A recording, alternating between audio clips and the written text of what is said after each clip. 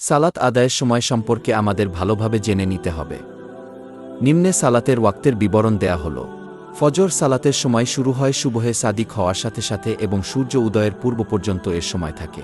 রাতের শেষে আকাশের পূর্ব দিগন্তে লম্বা আকৃতির যে আলোর রেখা দেখা যায় তাকেই বলে সুবহে সাদিক। জোহর দুপুরের সূর্য পশ্চিম আকাশে হেলে পড়লেই জোহরের ওয়াক্ত শুরু হয়। ছায়া আসলি বাদে কোনো বস্তুর ছায়া দ্বিগুণ হওয়া পর্যন্ত এর সময় থাকে।